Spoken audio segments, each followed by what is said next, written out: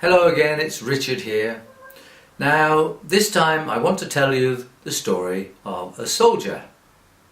You know, a soldier that belongs in the army, and sometimes if there is a war, then the soldier has to fight for his country. Now, if that happens, and of course we hope that doesn't happen, but if it happens, what do we give to the soldier to win the war? Do we send him naked to war with no clothes, nothing? No, because he would be killed very quickly, because the other soldiers would have lots of things to kill him with. So what do we send the soldier to war with? A uniform, the same uniform as his other soldiers, so that he doesn't shoot his own soldiers by mistake. Oh dear, oops, sorry.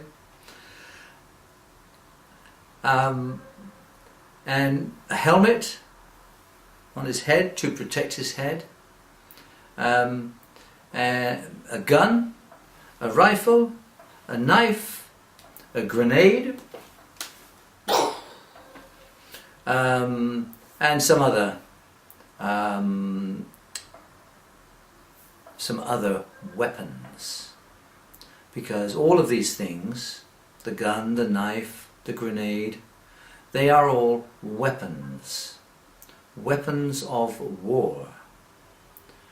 The soldier needs to know how to use those weapons instinctively, automatically, so that in one situation he knows he has to fire his gun, another one he needs to use his knife, another one he needs to use his grenade. So he has these weapons of war. Why? Because first of all, they help him to survive. They help him to live and not die. So these weapons of war, W-O-W, wow, help him to live, to survive. Now you are not a soldier. Well, maybe you are, but I expect that most of you are not soldiers. So you don't need weapons of war. But look, the whole world is now an English-speaking world. It's not a war, although some people might say it's a war. It's a world that speaks English.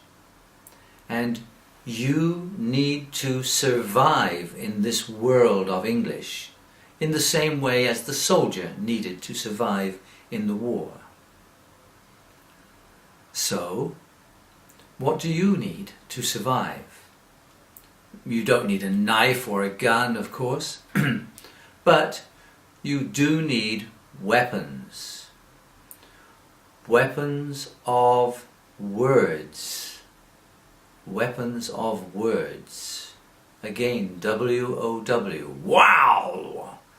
If you've got the wow factor, then you can win the war. Not the war.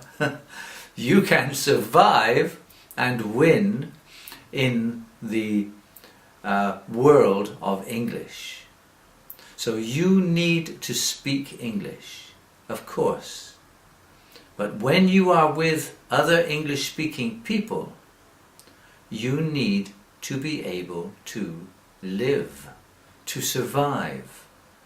Because normally, so many children study English, they learn how to speak it a little, and how to write it. They learn about grammar. But when they are faced with an English-speaking person who says, "What are you going to do today?" they go, and they freeze like a rabbit in the headlights of a car. And they don't know what to do. they don't know what to say, and they don't understand what the English person is saying. So even though they have passed exams, they are lost. They are... On to the next video.